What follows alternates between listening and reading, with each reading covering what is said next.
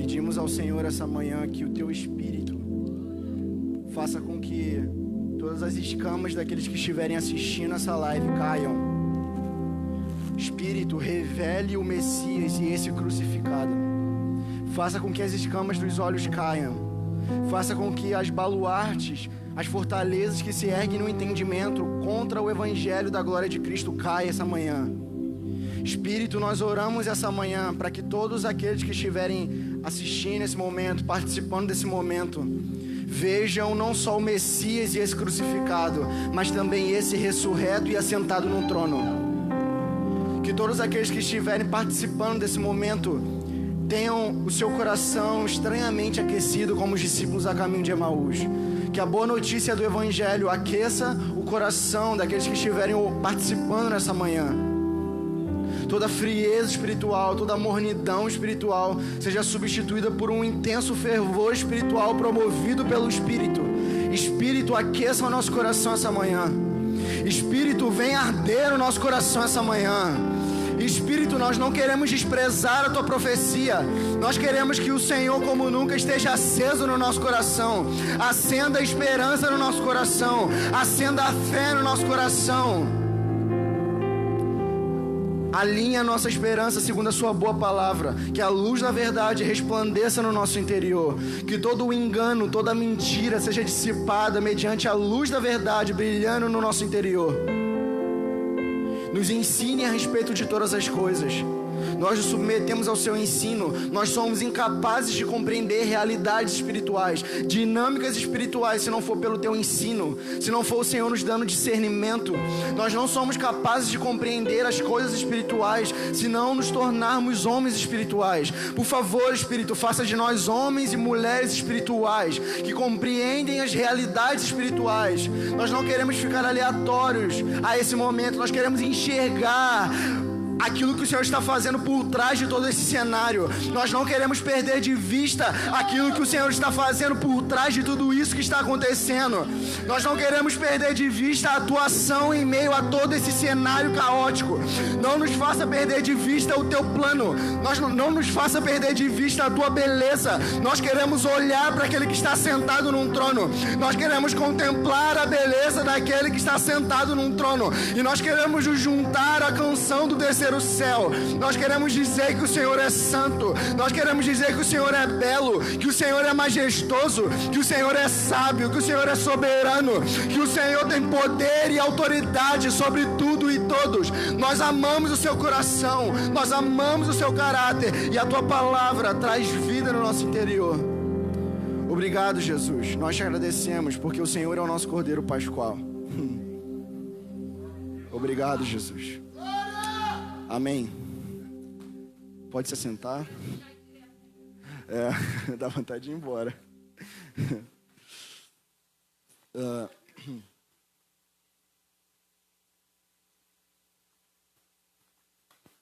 Graças e paz, bom dia, pessoal.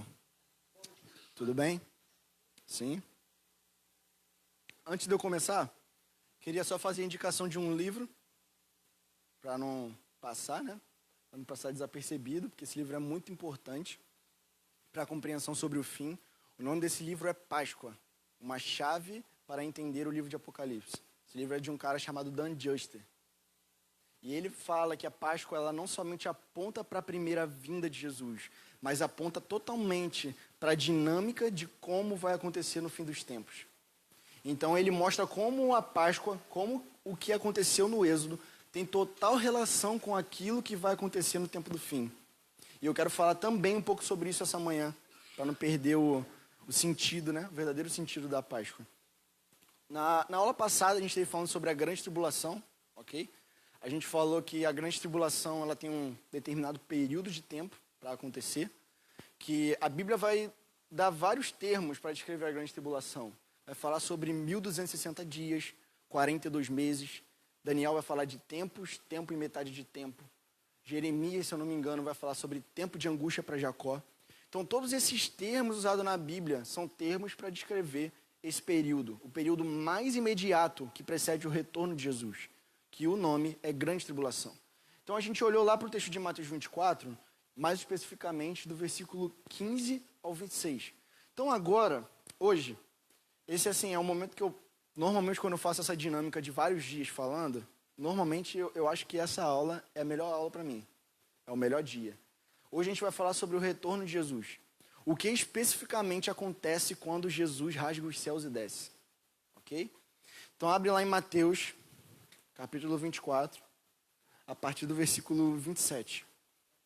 Para a gente não perder o costume, tudo que a gente tem falado aqui, nesses dias, tem sido em cima do texto de Mateus 24, ok? Mateus 24, 27. 24, 27. Você que estiver anotando aí na live, quiser dar uma rajada de glória a Deus, dá aí também. Tatuagem. Vamos lá para o texto então, para a gente ganhar tempo. Mateus 24, 27 vai falar assim: porque assim como o relâmpago sai do oriente e brilha até o ocidente, assim será a vinda do Filho do Homem. Versículo 28. Onde estiver o cadáver, aí se ajuntarão os abutres. Ok. Vamos falar primeiro sobre o versículo 27. O que Jesus está falando aqui em Mateus capítulo 24, versículo 27?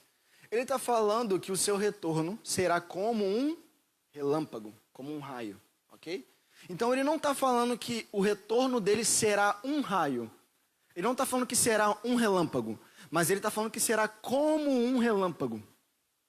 Se será como um relâmpago, como um raio, Jesus está estabelecendo uma comparação de como acontece o raio, o relâmpago, assim também acontecerá no meu retorno. O relâmpago, ele é audível, sim ou não? Sim, o relâmpago, ele é audível. O relâmpago, ele é visível? Sim. O relâmpago, ele é brilhante? Sim. Então, assim também será o retorno de Jesus. O retorno de Jesus será glorioso. O retorno de Jesus será visível e será audível. Porque é assim que ele comparou o seu retorno. Agora, vamos olhar para um outro texto que vai confirmar aquilo que a gente acabou de ler aqui. Apocalipse, capítulo 1, versículo 7. Hoje a gente vai passear bastante pela Bíblia. E eu vou fazer algo que normalmente eu nunca fiz, nem nas vezes que eu estava dando aula lá na nossa igreja. Hoje a gente vai falar sobre todas as passagens que mostram Jesus matando os inimigos de Deus em terra. Aleluia. Vamos de Gênesis a Apocalipse vendo todas essas passagens. Então a gente vai passear pela Bíblia hoje. Apocalipse capítulo 1, versículo 7. Vai dizer assim: eis que ele vem com as nuvens, e todo o olho o verá, até mesmo aqueles que o transpassaram, e todas as tribos da terra se lamentarão por causa dele. Certamente. Amém. Então João está falando que o retorno de Jesus será visível a todo o olho humano. É isso que João está falando. Mas não só isso. João está falando que o retorno de Jesus será visível, inclusive, para aqueles que o transpassaram. O retorno de Jesus será algo que, quando acontecer, as tribos da terra vão olhar para ele retornando e vão se lamentar. Agora a pergunta é: a quem João está se referindo quando ele diz que as tribos da terra se lamentarão sobre ele? Que até mesmo aqueles que o transpassaram vão ver ele retornando. A quem João estava se referindo? João estava se referindo a Israel. A algo que vai acontecer quando Jesus voltar. Que Israel vai reconhecer que Jesus sempre foi o Messias prometido pelos profetas. E isso a Escritura nos garante que vai acontecer. É só a gente olhar para outros textos e é isso que a gente vai fazer. Olha para Zacarias, capítulo 12, versículo 10. Zacarias 12, 10.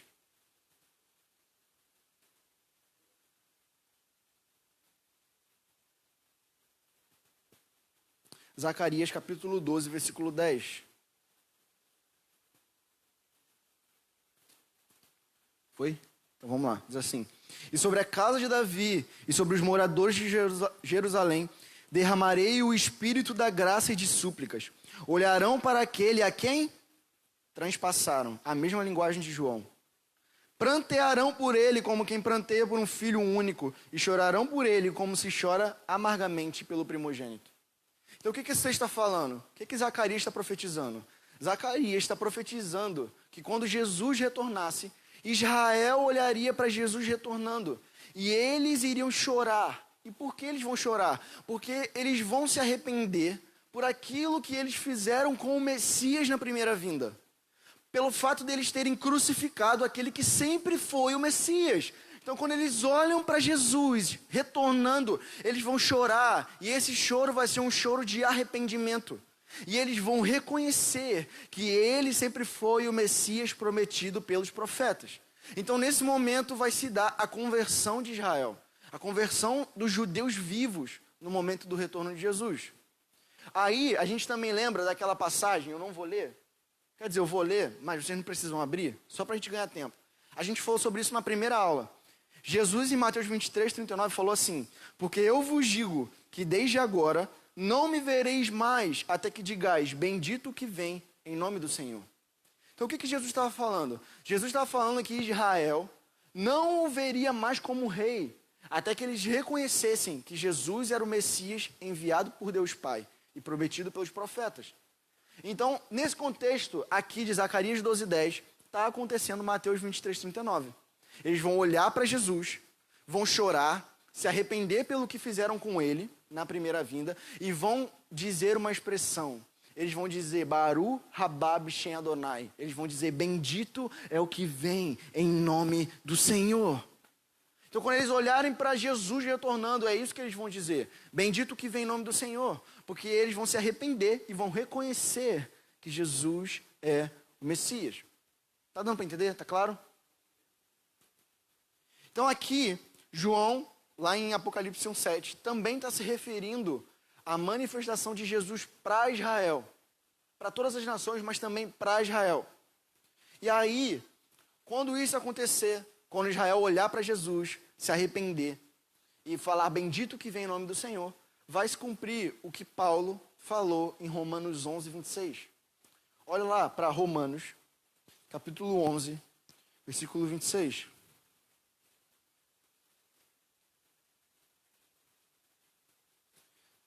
Não há passagens melhores para a gente compreender sobre o papel da igreja e de Israel no plano de Deus do que Romanos 9, 10 e 11, ok? É imprescindível. Romanos 11, 26. Todo mundo achou? Então vamos lá. Diz assim: e assim todo Israel será salvo, como está escrito: o libertador virá de Sião e afastará de Jacó as impiedades. Então note, aqui está falando que todo o judeu vivo, na ocasião do retorno de Jesus, que olhar para Jesus retornando e se arrepender dos seus pecados, vai ser salvo. Porque eles vão se arrepender pelo que fizeram com ele na primeira vinda e vão reconhecer que ele é o Senhor, que ele é o Messias. Então eles vão se converter, eles vão ser salvos. Então esse texto está falando sobre todo judeu vivo na ocasião do retorno de Jesus, se arrependendo dos seus pecados e recebendo Jesus como Senhor e Salvador. E isso é glorioso. Ok? É glorioso porque Israel vai receber Jesus como rei de novo. O que deveria ter acontecido na primeira vinda. Ok. Só que aí, vamos voltar para Mateus 24, só para a gente não perder de vista o foco do que eu estou querendo falar. Mateus 24, 28. Hoje a gente vai enxergar um Jesus que não é um Papai Noel, que tem como missão fazer da vida das pessoas algo mais leve, algo mais fácil. Mas a gente vai começar a enxergar o Jesus bíblico e o que ele vai fazer quando ele retornar. Ok? Mateus 24, 28 vai falar, olha só, versículo 27 ele fala que ele vai retornar e que vai ser como um relâmpago. Aí olha o que ele fala no versículo 28. Onde estiver o cadáver, aí se juntarão os abutres. Quando eu li esse texto, eu não entendia o que esse texto está querendo dizer. Até que eu fiz um curso sobre escatologia, que eu aprendi muito nesse curso, e ele, na verdade, ele linkou no meu entendimento, junto com outro livro, que aí eu comecei a compreender melhor o que esse versículo estava querendo dizer. Esse versículo está dizendo que quando Jesus retornar, haverão cadáveres. E por quê? Porque o texto está falando. Porque a Bíblia diz o que ela quer dizer. Ok? Então, se a Bíblia está falando que depois que ele retornar, Jesus mesmo está falando que haverão cadáveres, é porque isso vai acontecer. É literal. Então, quando ele retornar, haverão cadáveres. Então, aqui eu quero começar a introduzir um conceito com vocês, que é o conceito da procissão da segunda vinda. Procissão da segunda vinda. Por muito tempo, quando a gente falou sobre o retorno de Jesus, a gente resumiu o retorno de Jesus a arrebatamento. A gente simplesmente assumiu que o retorno de Jesus é só Jesus arrebatar a igreja. Só que entenda, o arrebatamento é uma das coisas que acontece quando Jesus retorna. É uma das, não é tudo o que acontece quando Jesus retorna. O retorno de Jesus não é só Jesus aparecendo nos ares, arrebatando a igreja e levando a igreja para morar no céu para sempre. O retorno de Jesus é ele vindo, e vindo para ficar. Não é só ele aparecendo nos ares e voltando para o terceiro céu. É ele vindo para executar uma missão na terra. E é isso que a gente vai ver hoje. Isso não é algo novo, os pais da igreja falavam isso. É isso que conforta o meu coração. Que eu não estou inventando algo novo em pleno século XXI. É algo que era falado até, inclusive, por Agostinho. Não é algo novo. Então, ok. Então, quando Jesus retornar, vai ser feita uma procissão. E essa procissão ela pode ser basicamente dividida em 3 estágios. O primeiro estágio, claro, é o arrebatamento. Quando Jesus retornar, ele vai arrebatar os santos. Ele vai arrebatar a igreja. E esse é o primeiro estágio da procissão, o arrebatamento. A palavra arrebatamento, no original, no grego, é harpazo, que significa pegar, levar com força, agarrar, ok? Isso é uma definição do dicionário Strong. O dicionário Strong vai definir assim, pegar, levar por força, agarrar, ok? Então, o primeiro estágio da procissão da segunda vinda é ele arrebatando a igreja. Só que não para aí. Depois que ele arrebata a igreja, ele desce. Ele coloca os pés na terra e ele faz uma procissão em terra, como rei guerreiro, matando os inimigos de Deus.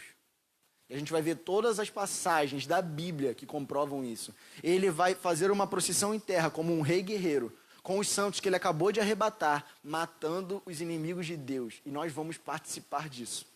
E isso vai ser glorioso demais. Essa é a esperança do meu coração. Isso vai ser extremamente glorioso.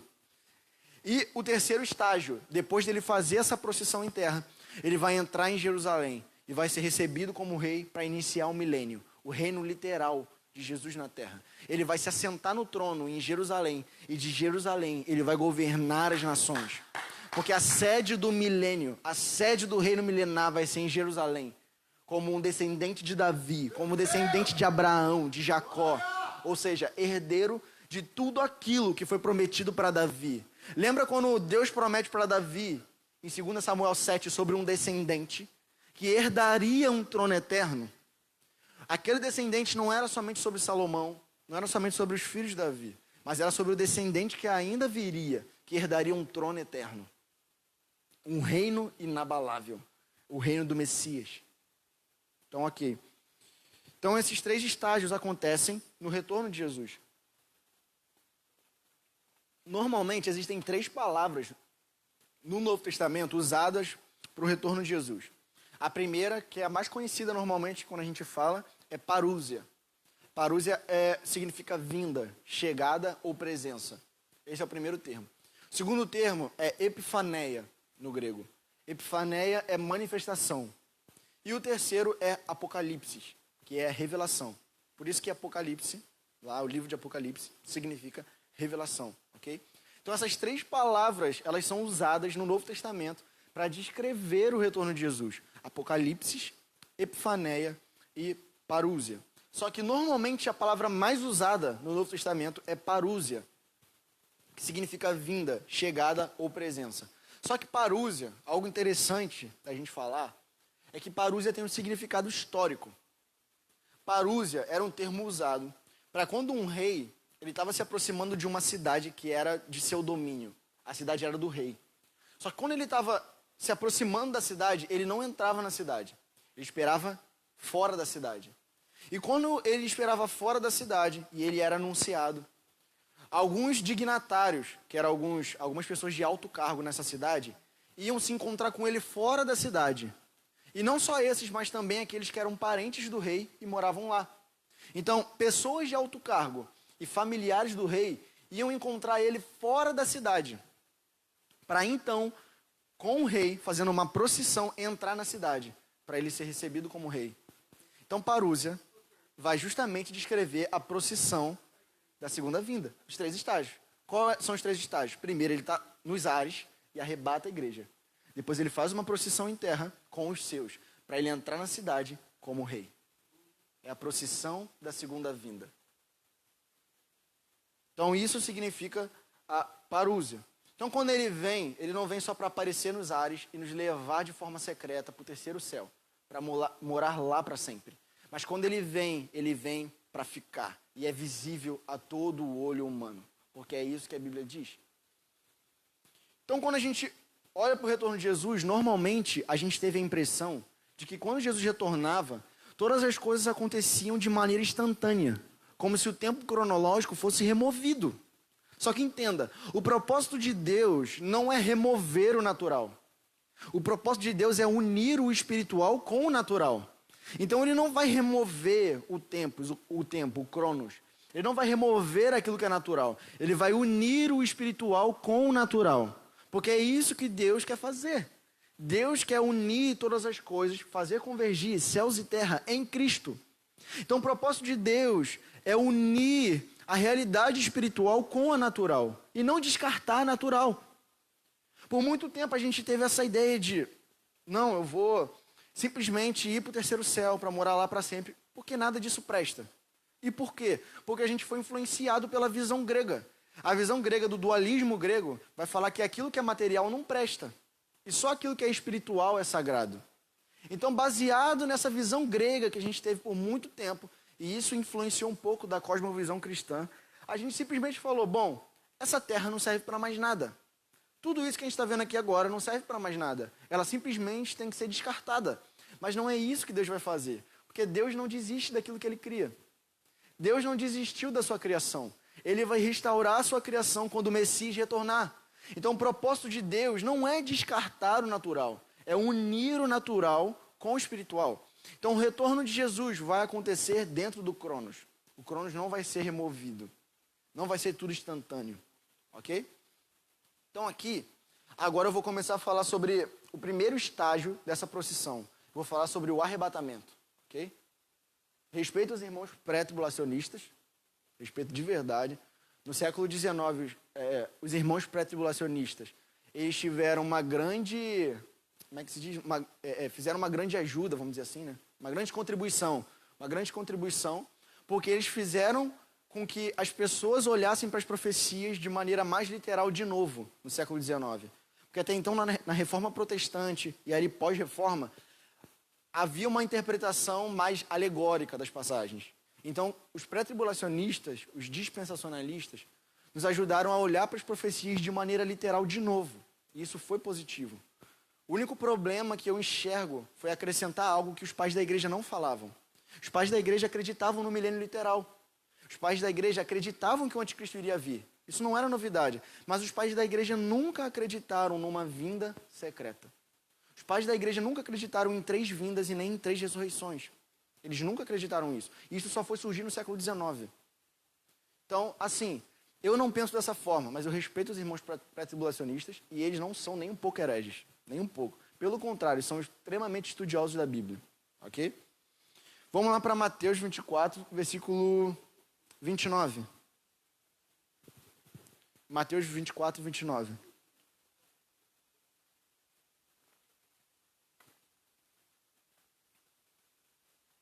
Eu quero que vocês fixem essa primeira parte do versículo. Olha o que Jesus vai falar. Logo em seguida, a tribulação daqueles dias. Note. Qual é a tribulação que Jesus está falando aqui? É a que ele acabou de falar. A grande tribulação.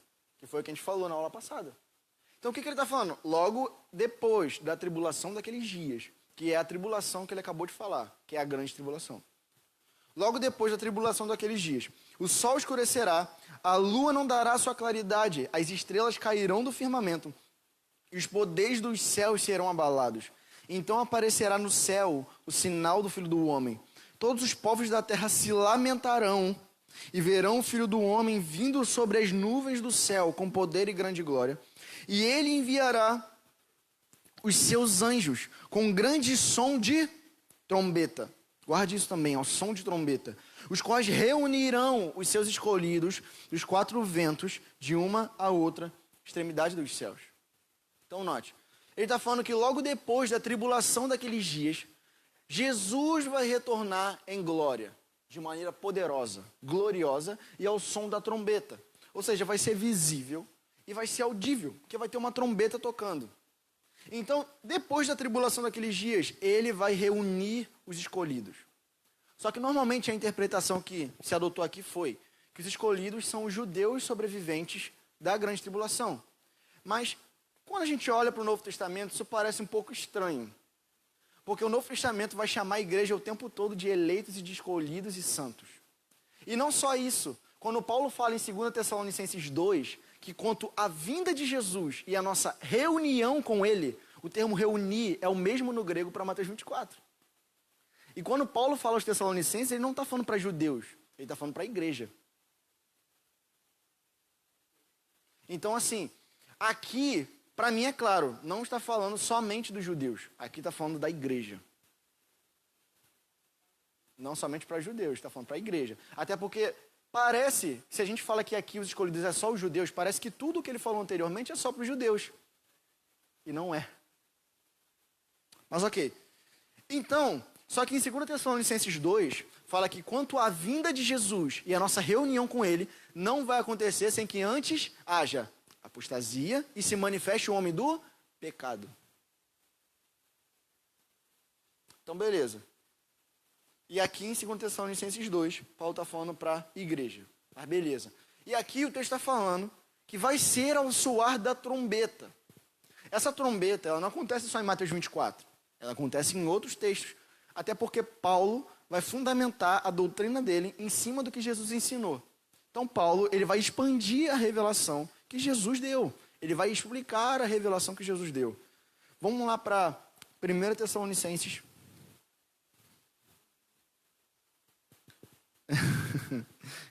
Eu vi um meme na internet falando assim: escolha os 5 personagens bíblicos que você queria ter um almoço de 1 hora. Para perguntar o que você quisesse. Um deles, certamente, seria Paulo. Certamente, né? Paulo e João, certamente. Paulo, João, pelo menos Moisés também, né? Moisés também é fera. 1 Tessalonicenses 4,13. Davi. Pô. Que time. Que time. Caraca. Um dia não será mesmo, a gente vai estar lá, né? Eu não sei se já falei pra vocês, tem um vídeo na internet, tipo assim, eu fui salvo, tô entrando lá no 3º céu. Quando eu tô entrando no 3º céu, eu vejo o Paulo. E aí, Paulo? Bato na mão. E, João, caraca, dou um abraço. Quando chego em Adão, passo direto. Não que Adão tenha sido salvo, mas é só um meme. Enfim.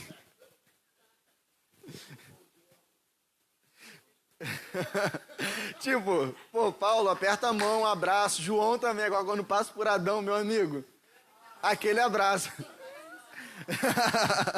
Dá uma pescotapa ainda. 1 Tessalonicenses 4,13. Vai dizer assim, vamos ler até o 18. Irmãos, não queremos que vocês ignorem a verdade a respeito dos que dormem, para que não fiquem tristes como os demais que não têm esperança. Pois se cremos que Jesus morreu e ressuscitou, assim também Deus, mediante Jesus, estará na companhia deles que dormem. E pela palavra do Senhor, ainda lhe declaramos o seguinte: nós, os vivos, os que ficarmos, até a vinda do Senhor, de modo nenhum precederemos os que dormem. Porque o Senhor mesmo, dada a sua palavra de ordem, ouvido a voz do arcanjo e ressoada a trombeta de Deus, descerá dos céus e os mortos em Cristo ressuscitarão primeiro. Depois nós, os vivos, os que ficarmos, seremos arrebatados juntamente com eles entre as nuvens, para o encontro com o Senhor dos ares. E assim estaremos para sempre com o Senhor. Portanto, consolem uns aos outros com essa palavra. O que Paulo está falando? Primeira coisa que a gente precisa entender. Dormir, aqui tem o sentido de morte. A Almeida século XXI, se eu não me engano, vai trocar os que dormem pelos que faleceram. Então, aqui, quando Paulo está falando sobre os que dormem, ele está falando sobre aqueles que já estão mortos em Cristo, que são salvos. Então está falando, olha, quando Jesus retornar, uma trombeta vai ser soada. Quando essa trombeta for soada, aqueles que estavam mortos estarão retornando com ele, vão receber corpos glorificados para serem arrebatados. Mas não só isso, os vivos que sobreviveram, que ficaram, vão também receber corpos glorificados para serem arrebatados junto com eles. Aí talvez vocês me perguntem assim, Gabriel, mas o texto não está falando sobreviver, está falando de que ficarem, não é isso? Mas o termo ficar no grego é sobreviver, é perileipo, sobreviver. A pergunta é, se os mortos em Cristo estão voltando com ele, ao soar da trombeta, para ter a ressurreição do seu corpo, a glorificação, e nós, os que sobrevivermos, também participaremos, a pergunta é, sobreviver ao quê? Ao que nós vamos sobreviver para participarmos desse momento? Aí você olha para Mateus 24 de novo. Logo depois da tribulação daqueles dias, a trombeta de Deus vai ser soada, os santos serão reunidos. 1 Tessalonicenses 4 está falando o quê? Que os que sobreviverem ao soar da trombeta serão reunidos. É a mesma coisa que está falando em Mateus 24. Porque Paulo está expandindo aquilo que Jesus disse. Não é algo novo. Então aqui, em 1 Tessalonicenses 4, fala que isso vai acontecer ao soar da trombeta. Só que note, Paulo que escreve os Tessalonicenses é o mesmo que escreve aos Coríntios? Sim. Então o que ele fala aos Tessalonicenses está de acordo com o que ele fala aos Coríntios? Sim. Aí você olha para 1 Coríntios 15 e você vê qual a trombeta que vai soar. Abre lá em 1 Coríntios 15. Versículo 51. 1 Coríntios 15, 51.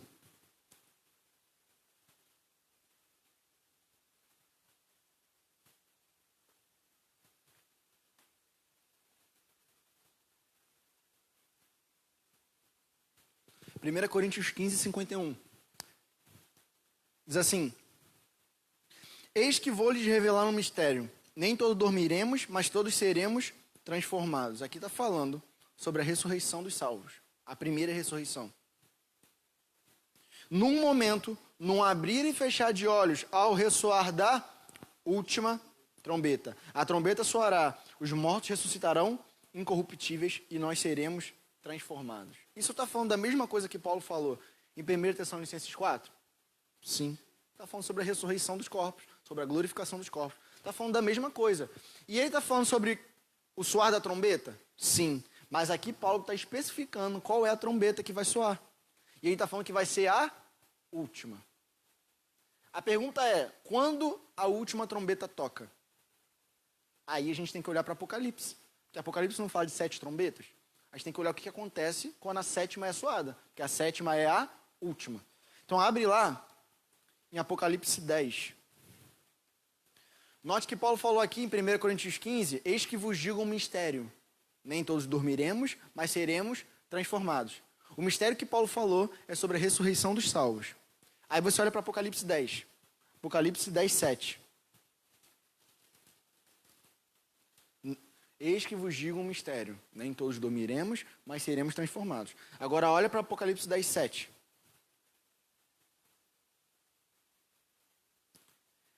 Mas nos dias da voz do sétimo anjo, quando ele estiver para tocar a trombeta, então se cumprirá o mistério de Deus, como ele anunciou aos seus servos, os profetas.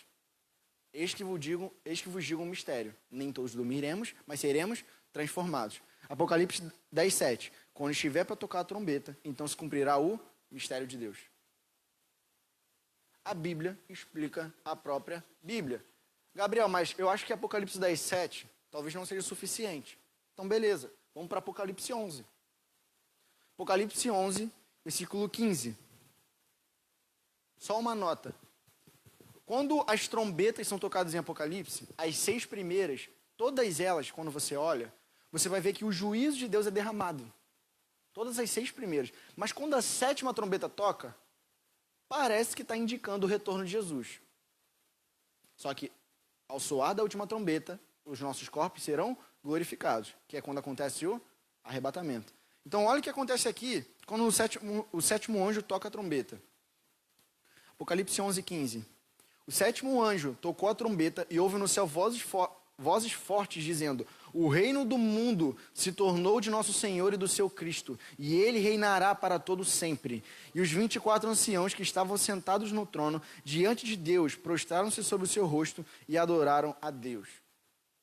Deixa eu ver aqui, tem aqui, versículo 18. Na verdade, as nações se enfurecem, porque chegou o tempo. Se enfurecem, chegou, porém, a tua ira e o tempo determinado para serem julgados os mortos e para se dar o galardão aos teus servos, os profetas, aos santos e aos que temem o teu nome, tanto os pequenos como os grandes, e para destruir os que destroem a terra. Quem ele destrói quando vem? O anticristo.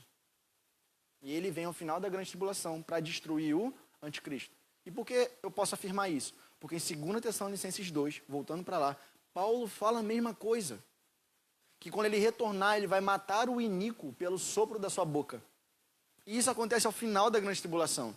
Mas beleza, Gabriel, não basta só isso. Aí você olha para o versículo 15. Quando a 7ª trombeta é tocada, o que acontece? A liderança do mundo é substituída. Não é mais os reis terrenos, a liderança passa a ser de Jesus. Jesus passa a ser o rei das nações. E quando isso acontece? Quando ele retorna. Todos esses textos estão falando sobre a mesma coisa. Uma trombeta vai soar. Vai ser depois da tribulação daqueles dias e vai ser quando ele voltar em glória. Todos os textos que eu li aqui estão falando sobre a mesma coisa. Mas beleza. Normalmente, por que é usada aqui a trombeta? Porque a trombeta no Antigo Testamento, ela é usada para fazer 3 coisas. Reunir o povo, anunciar uma guerra e anunciar um novo tempo. Então, a trombeta no Antigo Testamento, ela fazia essas 3 coisas. Reúne o povo, anuncia a guerra e anuncia um novo tempo. Que é o que vai acontecer quando Jesus retornar. Reunir o povo, arrebatamento. Anunciar uma guerra. Ele vai fazer uma procissão em terra, matando os inimigos de Deus. E a terceira coisa, um novo tempo, que é o tempo do reinado do Messias. Então a trombeta é para indicar isso. É por isso que vai ser ao soar da 7ª trombeta, da última trombeta. Então todos esses textos estão falando exatamente sobre a mesma coisa. Só que entenda, essa verdade, ela é tão gloriosa, mas tão gloriosa, que ela não pode ser resumida somente a debates. A verdade do arrebatamento, ela é tão gloriosa, mas tão gloriosa, que a gente não pode pegar essa verdade e resumir ela em debates. Porque Paulo, quando fala sobre o arrebatamento, em 1 Tessalonicenses 4, ele fala que nós deveríamos consolar uns aos outros com essa palavra. Então, falar sobre o arrebatamento deveria consolar o nosso coração. Naquele contexto, quando Paulo está falando, olha, console uns aos outros com essa palavra, por que ele está falando isso? Porque as pessoas estavam tristes, achando que aqueles que morreram não iriam participar do retorno de Jesus. Não iriam participar dessa realidade do arrebatamento. E aí Paulo está falando, não, vocês não entenderam. Quando Jesus voltar, ele vai trazer na sua companhia aqueles que já morreram. Então isso é motivo de esperança e de consolo para o nosso coração. É por isso que Paulo fala, consolai-vos uns aos outros com essa palavra. Porque o arrebatamento não deve ser reduzido a debate. O arrebatamento é um motivo de consolo e de esperança para a igreja.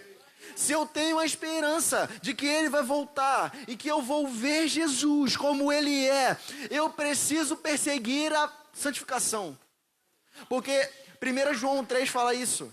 Ele fala que se nós temos essa esperança de vê-lo como ele é, nós devemos buscar ser puros como ele é. E sem santificação, ninguém verá o Senhor. Então a verdade do retorno de Jesus, a verdade do arrebatamento, deve ser o combustível da nossa perseverança. Deve ser o combustível da nossa santificação. A nossa santificação é totalmente movida por aquilo que nós esperamos do futuro. Por isso o arrebatamento é um motivo de consolo e de esperança para o nosso coração, para o coração da igreja.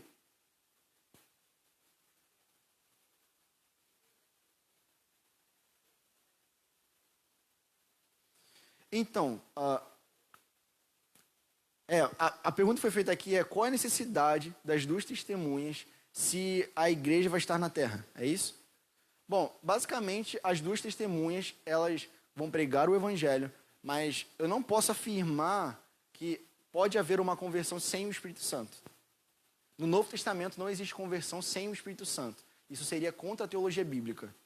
Isso seria voltar ao Antigo Testamento. Então era como se eu estivesse dizendo, bom, como foi no Antigo Testamento, as pessoas sendo salvas só pela fé em Deus, sem o Espírito Santo estar presente, habitando, né, na igreja, convencendo, agora vai voltar a ser feito na grande tribulação. Só que eu não creio dessa forma, porque isso seria contra a teologia bíblica e a revelação progressiva. Essa é o meu entendimento. Então, sim, as duas testemunhas elas vão cooperar com a pregação da igreja, não substituir a igreja. Os judeus não vão substituir a igreja. A igreja vai cooperar com os judeus nesse contexto, como um povo só. Isso. A ideia que você tem normalmente é o quê? Porque parece que os judeus é uma coisa no plano de Deus e a igreja é outra. Mas a verdade é que Deus ele quer só um povo. Deus só tem um plano. Ele não tem um plano para Israel e outro para a igreja. Ele tem um plano que inicialmente foi para Israel. Mas por conta do que aconteceu, a igreja foi enxertada no plano que já havia para Israel. Ok? Então, as duas testemunhas cooperam com a igreja, não substituem a igreja. As duas testemunhas não vão fazer aquilo que a igreja tem que fazer. Porque isso vai ser papel da igreja, viver nesse contexto. Mas ok. Então, eu particularmente eu não creio, Gabriel, eu não creio que a Bíblia fale sobre 3 vindas e sobre 3 ressurreições. Eu não creio que a Bíblia fale sobre 2 primeiras ressurreições. Eu acredito que ela fala só sobre uma. E essa ressurreição, como nós vimos, acontece ao soar de qual trombeta? A última.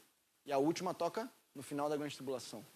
Eu não vejo, Gabriel, biblicamente falando, eu não vejo uma ressurreição no início, antes de começar os 7 anos finais da humanidade. Ok? Eu não vejo 3 ressurreições e 3 vindas. Eu creio que a Bíblia fala de 2 ressurreições e 2 vindas. Ok?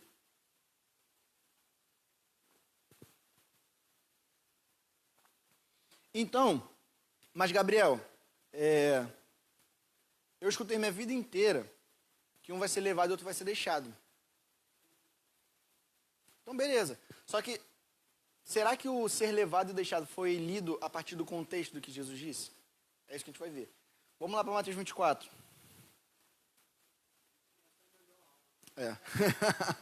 Mateus 24, 37. Eu não falo... eu gosto dessa aula, não é nem para falar, olha, eu tenho a razão em falar que a igreja vai passar por esse contexto. Até porque eu não creio assim porque eu oro por tribulação.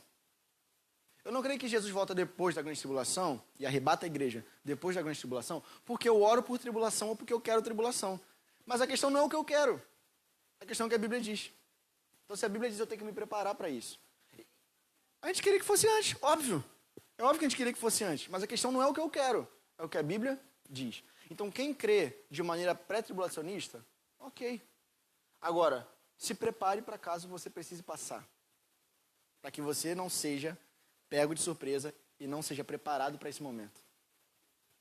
Eu gostaria de ser arrebatado antes, óbvio. Mateus 24, versículo 37. Sim, sem dúvidas.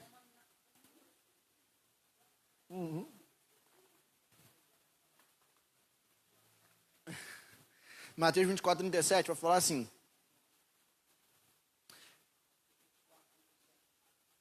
pois assim como foi nos dias de Noé, assim também será a vinda do Filho do Homem. Então note, como vai ser no retorno de Jesus? Como foi nos dias de Noé? Então, para a gente entender o que Jesus vai falar agora, a gente precisa voltar e entender o que aconteceu no tempo de Noé. Porque ele está falando que assim como acontecia no contexto antes do dilúvio vir sobre a terra, nos dias de Noé, assim vai estar acontecendo no momento em que eu retornar. É isso que Jesus está falando. Aí beleza. Olha o que o texto vai falar. Olha o que o texto vai falar. Pois assim como nos dias anteriores ao dilúvio, comiam e bebiam, casavam e davam-se em casamento, até o dia em que Noé entrou na arca, e não o perceberam, até que veio o dilúvio e os levou. Eles não estavam apercebidos ao juízo, comiam e bebiam, casavam-se e davam-se em casamento. esses que viviam de forma indiferente ao juízo foram levados. Levados pelo quê? Pelo dilúvio. Beleza. Exatamente. Isso é o que o texto está falando e é o que aconteceu lá em Gênesis. Beleza. Aí, versículo 39 vai falar assim: e não perceberam até que veio o dilúvio e levou a todos. Assim será também a vinda do Filho do Homem. Então, 2 estarão no campo, um será levado e outro será deixado. Aí o que o pessoal falou? E ser levado e ser deixado? O levado é tipo assim. Mas à luz do que ele acabou de falar sobre os dias de Noé, agora a gente vai entender. Texto sem contexto é pretexto para um montão de coisa. Então vamos olhar para o contexto. No tempo de Noé havia o aumento da maldade? Sim. Então aqui Jesus está falando que semelhantemente, no tempo em que ele estiver para retornar, a maldade vai avançar. Porque por se multiplicar a iniquidade, o amor de muitos se esfriará. Beleza. Naquele tempo havia um povo indiferente ao juízo? Sim. No tempo que Jesus retornar, também vai acontecer? Sim. Porque 1 Tessalonicenses 5, Paulo vai falar sobre um povo que anda dizendo paz e segurança, e eis que lhes sobrevirá uma repentina destruição. É isso que Paulo fala. Beleza. Só que se Jesus está comparando a vinda dele ao que aconteceu no tempo de Noé, algumas perguntas que eu quero fazer para esse texto. Primeiro, à luz dos dias de Noé, quem foram os levados?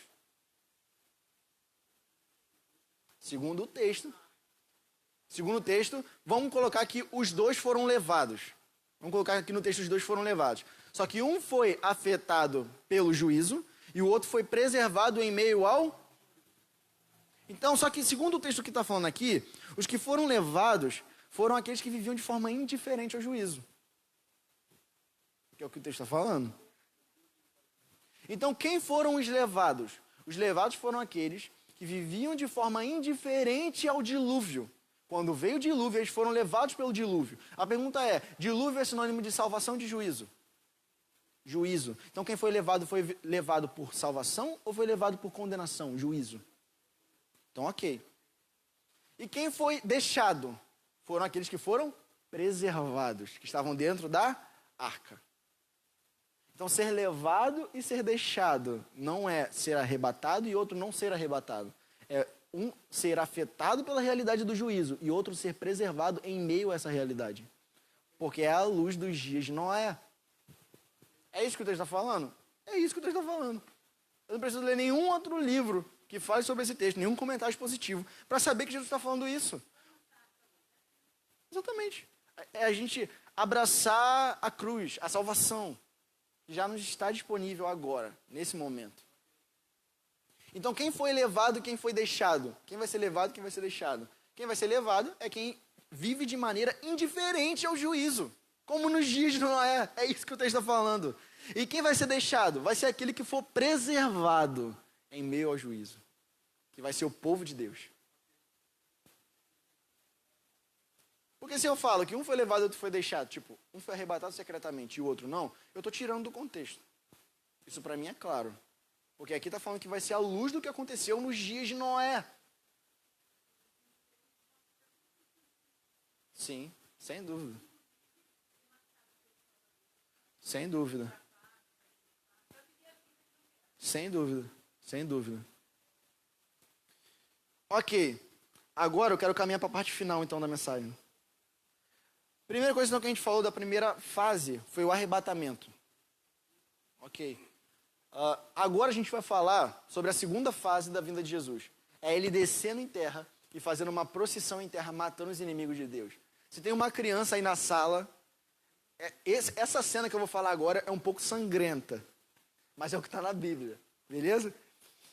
Vamos começar para mostrar o porquê que Jesus vai fazer uma marcha em terra, olhando para Gênesis 3. Agora a gente vai ler várias passagens de Gênesis e Apocalipse. Gênesis 3,15. Gênesis 3,15.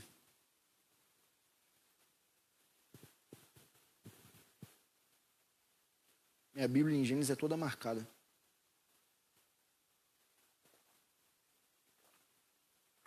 Gênesis 3,15. Vai dizer assim: porém, inimizade entre você, ou seja, a serpente, e a mulher, entre a sua descendência e o descendente dela. Este lhe ferirá a cabeça, e você lhe ferirá o calcanhar. Beleza. Então aqui, o que Deus está falando? Deus está falando que a queda de Adão não pegou Deus de surpresa. Deus não precisou fazer um plano B porque o plano A falhou. Então não, ele não cria um plano B para te trazer de volta para o plano A. Pelo amor de Deus. O plano de Deus não falha. Tudo já estava dentro do plano. Ele não precisa criar um plano alternativo, porque o plano principal falhou. Então ele não cria um plano B para te trazer para o plano A. Ele é só um plano, beleza? Porque o plano de Deus não falha. Então, quando Adão peca no princípio, Deus já tinha um plano. E o plano era o descendente. O plano era o cordeiro. O cordeiro que Apocalipse 13:8 vai falar que estava morto desde antes da fundação do mundo. Então, se ele estava morto desde antes da fundação do mundo, o pecado não pegou Deus de surpresa. Deus não precisou fazer um plano alternativo. Então, o que ele está falando? O plano é o seguinte: agora a queda vai afetar a criação. E eu vou, por meio de um descendente da mulher, restaurar a criação. O descendente da mulher seria alguém nascido de uma mulher, mas gerado pelo Espírito. Então ele seria 100% homem e 100% Deus. A teologia, a cristologia, vai chamar de união hipostática. A união entre essas duas naturezas. 100% homem e 100% Deus, em Jesus. Então Jesus seria 100% homem e 100% Deus. Esse era o plano de Deus. Resgatar a criação por meio do descendente. Mas ok, aqui a Bíblia está falando que seria posta uma inimizade. A inimizade seria entre Satanás e os seus seguidores, e o descendente da mulher e o povo do descendente.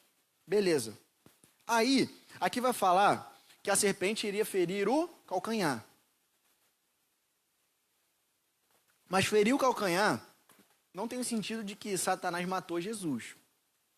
Porque ninguém matou Jesus, ele deu a sua vida. Ele falou, ninguém tira a minha vida, eu a dou. Então, isso não indica que Satanás matou Jesus. Pelo contrário. Na verdade, isso indica o sofrimento físico de Jesus. É por isso que falou sobre o calcanhar. Ok. Só que aí, Deus vai continuar. Ele vai falar que o descendente vai pisar na cabeça da serpente. E isso não é somente algo que aconteceu na primeira vinda, ainda que a vitória já tenha sido conquistada na primeira vinda. Jesus na cruz, ele triunfou sobre principados e potestades. E ele recebeu um nome que está acima de todo nome. Ele recebeu toda a autoridade no céu e na terra. Então sim, na primeira vinda ele já triunfou. Na primeira vinda ele já ganhou. Só que ainda vai haver uma vitória definitiva que vai acontecer quando ele retornar. Ou melhor, vitória definitiva não, ele vai concretizar aquilo que já aconteceu, quando ele retornar. E ele vai literalmente pisar na cabeça da serpente. E nós vamos pisar com ele. E por que eu posso afirmar isso? Que ele vai pisar na cabeça da serpente e nós vamos pisar com ele. Abre lá em Números 24, versículo 17. Esse pisar na cabeça, ele tem um sentido da salvação disponibilizada na primeira vinda, por meio da cruz, mas também a imagem de um rei guerreiro, militar, pisando na cabeça de alguém. Números 24, 17.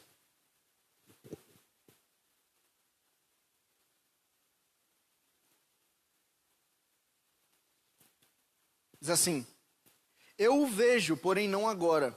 Eu o contemplo, mas não de perto. Uma estrela procederá de Jacó. De Israel subirá um cetro, que ferirá as têmporas de Moabe e destruirá todos os filhos de Sete. Edom será uma propriedade, Seir, que é inimigo dele, também será uma propriedade, mas Israel fará proezas. De Jacó sairá o dominador, ele exterminará os que restam das cidades. Ok, aqui vou explicar o contexto. Aqui Balaão, que era um profeta corrupto, que profetizava por dinheiro, estava junto com Balaque, que era o rei de Moabe, em cima de um mirante, que era um lugar bem alto. Quando eles estavam nesse lugar alto, eles estavam olhando para baixo. Eles estavam olhando para baixo e eles estavam vendo Israel, estavam vendo os hebreus. E os hebreus, eles tinham acabado de sair do Egito e eles estavam indo para Canaã. Só que em um dado momento dessa trajetória, eles param para acampar. Só que eles param para acampar nas regiões de Moabe, ou seja, nas fronteiras do reino do rei Balaque. Aí, quando Balaque olha para essa realidade, olha os hebreus invadindo o seu reino, o que ele faz? Balaão, eu vou te pagar para que você profetize maldições sobre Israel. Só que quando Balaão vai profetizar maldições sobre Israel, o que acontece? O Espírito pega ele. E quando o Espírito pega ele, ele fala sobre uma profecia do Messias, que é o que a gente acabou de ler. Ele fala que de Jacó, de Israel, sairá o cetro. Cetro é o bastão que indica poder e autoridade de um rei. Então ele está falando, de Jacó, de Israel virá um rei. E não só isso, mas ele vai pisar nas têmporas de Moabe. Têmpora é uma região da cabeça. Mais uma vez a gente está vendo Gênesis 3,15. Pisar na cabeça. De novo. Por quê? Porque todas as profecias sobre o Messias no Antigo Testamento vão ser uma expansão dessa profecia inicial de Gênesis 3,15. Porque Gênesis 3,15 é como se fosse o ponto de partida. É a profecia mãe, vamos dizer assim. Então aqui em Números 24, mais uma vez está falando sobre o descendente que pisaria na cabeça dos seus inimigos. Só que aqui não é mais algo do tipo assim, ele vai ser nascido de uma mulher. Aqui ele está especificando de onde o Messias vai vir. E de onde o Messias vai vir? De Israel. Ou seja, ele vai ser um judeu. Um judeu vai vir. E quando esse judeu vir, ele vai ter o cetro. Ele vai ser dominador sobre as nações. E ele vai pisar na cabeça dos inimigos de Israel. Beleza. Mais uma vez vemos isso. Aí a gente vai lá para Salmos 58:10. Que a gente não pode deixar Davi de fora disso, né? Salmos 58:10. Salmo 58:10. Quando Deus fala para Abraão sobre aquelas promessas de Gênesis 12, Gênesis 15, 17, sobre uma terra, sobre todas as famílias serem abençoadas, ele está falando sobre o descendente que viria. Gálatas 3 vai falar que Deus anunciou o evangelho a Abraão. Então Deus anunciou sobre o descendente que iria vir para cumprir as promessas que ele fez para Abraão. Isso lá em Gênesis. Beleza, mas isso daí eu vou deixar para outro dia. Salmo 58:10 vai falar assim: os justos se alegrarão ao verem a vingança, banharão os pés no sangue dos ímpios.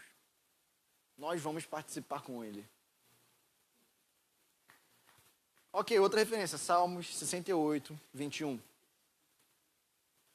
Isso que eu estou fazendo aqui com vocês eu ainda não tinha feito em nenhum outro lugar. Salmo 68:21. Salmo 68:21. Mas Deus esmagará a cabeça de seus inimigos, o crânio cabeludo daquele que prossegue em suas culpas. Aí, continua, Salmo 110. Isso porque Salmos não fala sobre Jesus, né? Salmo 110, só são cânticos de amor.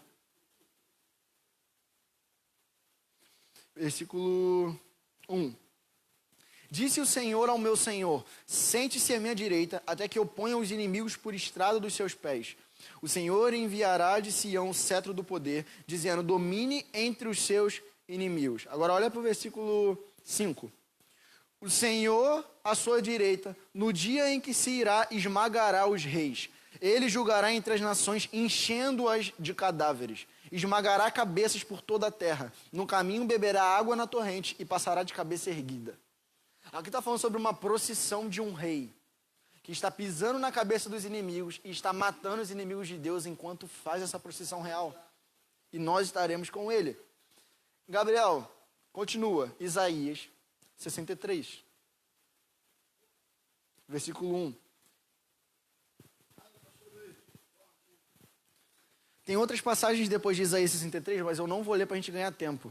Eu só vou fazer a referência aqui. A quem estiver anotando, anota aí.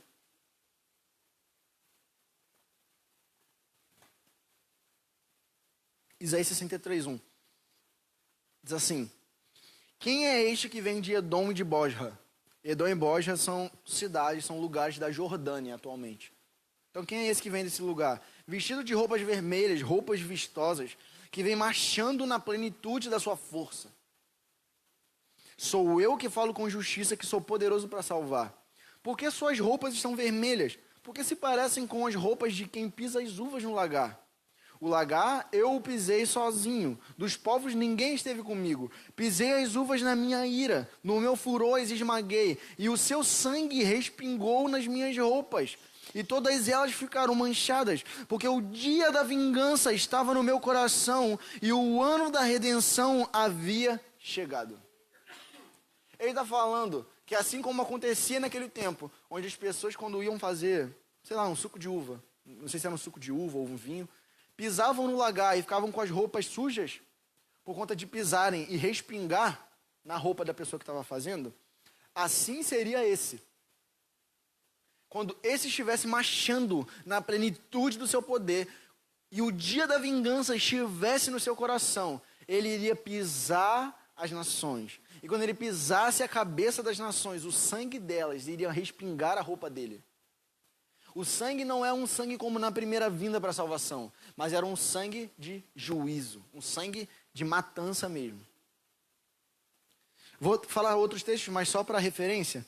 Abacuque 3, do 13 ao 14, e Malaquias 4, 3. Abacuque 3, do 13 ao 14, e Malaquias 4, 3. Aí você vai falar, Gabriel, mas todos esses textos são do Antigo Testamento. Parece, né? A gente tem aquela impressão de que o Jesus que vem no Novo Testamento é diferente do Jesus que apareceu o tempo todo no Antigo. Porque o anjo do Senhor que aparecia no Antigo Testamento sempre foi Jesus. Abraão viu Jesus. Moisés viu Jesus. E Adão? Enfim. Então, parece às vezes que a gente tem a impressão de que o Deus do Antigo Testamento é diferente do Deus do Novo. Como se Jesus do Novo Testamento fosse diferente do Antigo. Aí tem um carinha aí, tá falando por aí, eu não vou falar o nome dele por ética, que o carinha tá falando que a gente tem que retirar Jesus, tipo assim, a gente retira Jesus e nem tudo na Bíblia talvez seja válido. A gente tem que ficar só com a parte que fala sobre Jesus. Só que se a gente tem que ficar com a parte que fala sobre Jesus, então eu vou ficar com a Bíblia inteira, meu amigo. Que a Bíblia inteira fala sobre Jesus, Gênesis, Apocalipse. Como é que eu vou seguir Jesus sem seguir a Bíblia? Como eu vou seguir Jesus sem seguir a Bíblia? É impossível. Não tem como eu ser um cristão e afirmar que eu vou seguir Jesus se eu não sigo a Bíblia. Meu amigo, se você não segue a Bíblia, você nem é cristão. É. Se você não segue isso aqui de capa a capa, você não é cristão, meu amigo. É simples. Cristão que é cristão segue isso aqui de capa a capa. A reforma protestante nos ajudou muito nisso. Obrigado. Pronto, é só essa mensagem que eu queria deixar. A reforma protestante foi algo que trouxe à luz a verdade. Não é você agora no século 21 que vai trazer toda a verdade que toda a igreja lutou para construir até aqui. Glória! Enfim. Então, parece que isso é só algo que acontece no Antigo Testamento. Só que isso é algo que acontece também no Novo. Olha lá para 1 Coríntios, capítulo... Só a referência. Abacuque 3, do 13 ao 14 e Malaquias 4, 3. Agora vamos lá para 1 Coríntios 15, versículo 25 ao 28. 1 Coríntios 15, do 25 ao 28.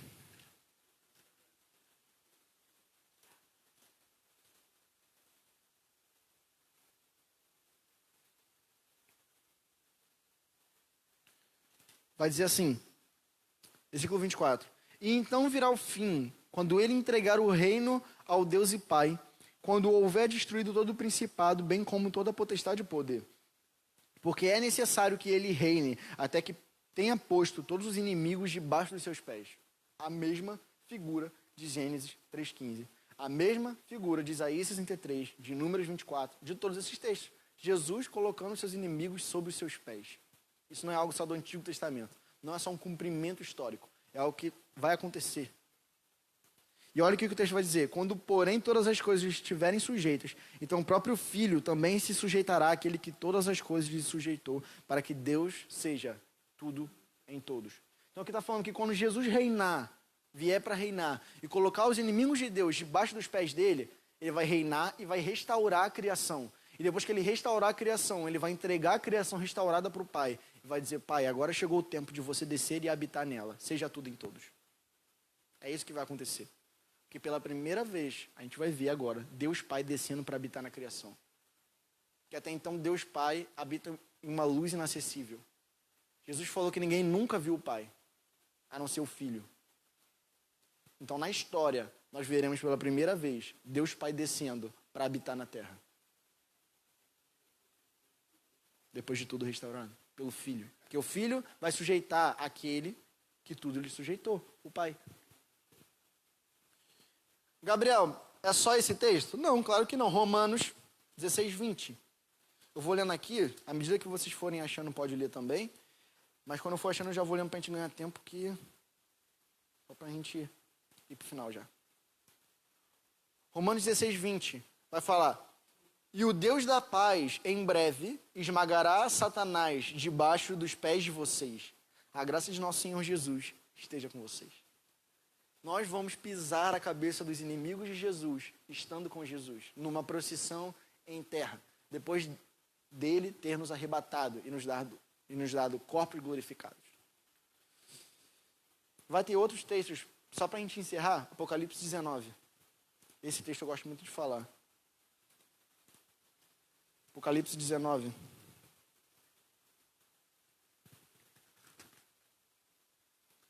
A partir do versículo 11.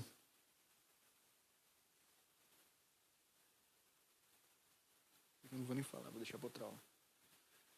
Vi o céu aberto e eis um cavalo branco. O seu cavaleiro se chama Fiel e Verdadeiro e julga e combate com justiça.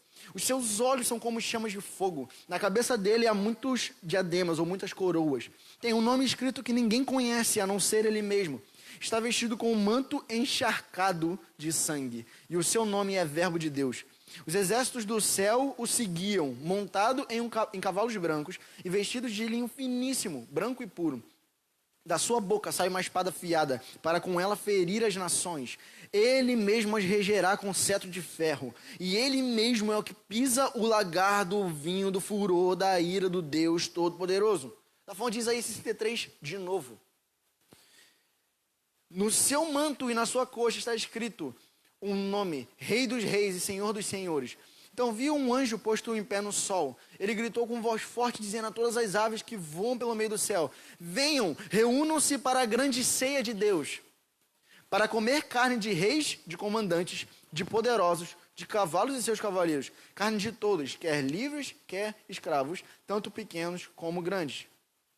Aqui está falando sobre Mateus 24, 28, onde ele fala que quando ele retornar terão cadáveres. E vi a besta e os reis da terra com seus exércitos reunidos para fazer guerra contra aquele que estava montado no cavalo e contra o seu exército. Mas a besta foi presa.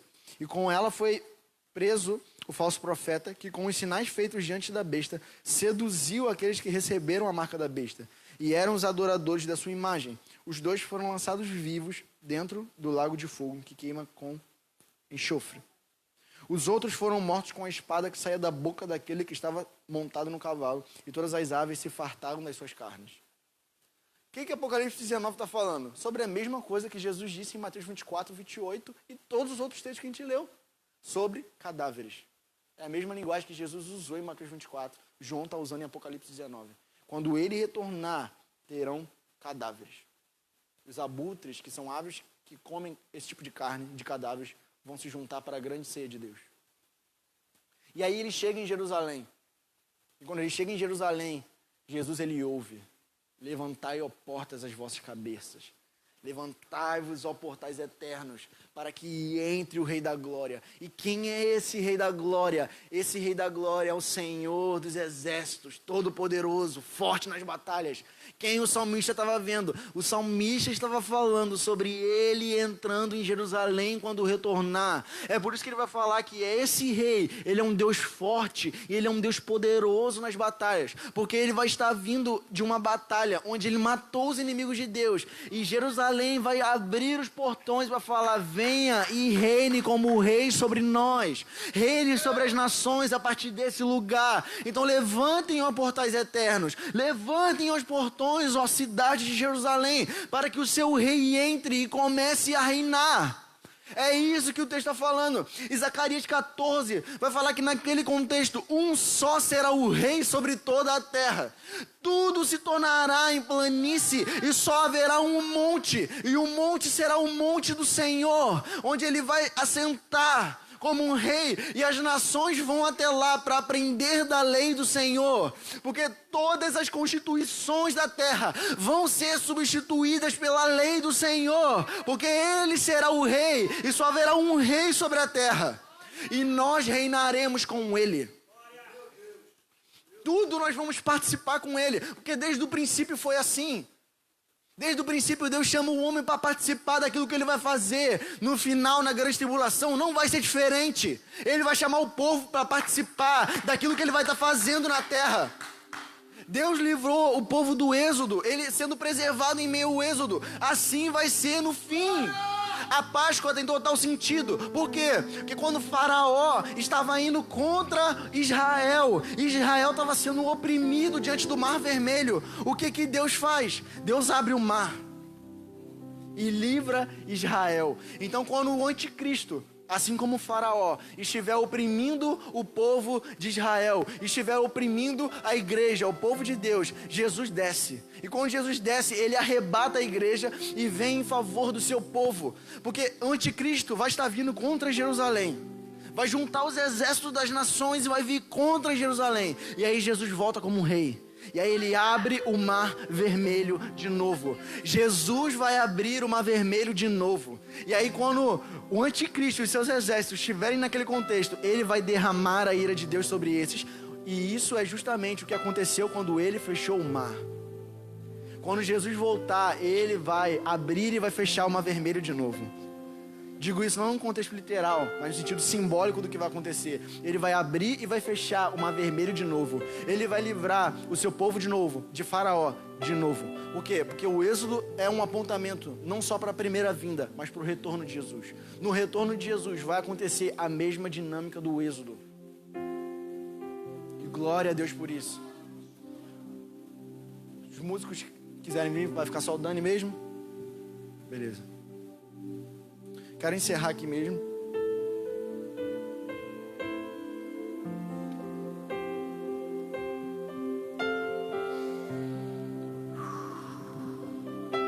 É por esse dia que eu espero. É por esse dia que eu espero. Esse dia deve ser a esperança da igreja. Esse dia deve ser a esperança da igreja. Haverá um dia que Jesus vai retornar. Você que está me escutando, um dia Jesus vai retornar e essa é a nossa esperança. E quando ele retornar, você não vai precisar mais comparecer a funerais, porque ele vai acabar com a morte. Não haverá mais funerais, porque ele vai acabar com a morte. O câncer não vai ser mais um inimigo da humanidade, porque ele vai destruir o câncer. Ele vai destruir as doenças degenerativas que existem na humanidade. Todas as doenças emocionais, síndrome do pânico, depressão, ansiedade, tudo isso vai ser removido porque ele vai voltar. E quando ele voltar, ele vai remover todas as doenças emocionais. Não vai haver mais suicídio, não vai haver mais aborto, porque ele vai retornar e essa é a nossa esperança. Quando ele retornar, nós não teremos que celebrar mais funerais. A morte vai ser vencida por ele. Ele vai remover tudo aquilo que impede o seu perfeito amor, a sua perfeita paz, a sua perfeita justiça de fluir na terra. Ele vai remover. Você que está me escutando e você teve ainda há pouco a morte de um ente familiar, deixa eu te dizer uma coisa, vai chegar um dia aí que ele vai voltar. E quando ele voltar, você não vai ter que mais celebrar funerais. Você que teve um caso de alguém na sua família com câncer, com doenças degenerativas, o dia está chegando em que isso não vai mais existir. Ele vai acabar com essas doenças. Ele vai acabar com doenças degenerativas. Todas as doenças emocionais, a depressão vai ser tomada por alegria. Porque ele vai voltar e essa é a esperança do nosso coração. Nós ansiamos por esse dia, nós esperamos por esse dia. O nosso coração é aquecido por esse dia. Nós chamamos Jesus, nós chamamos. Não há ninguém como o Senhor.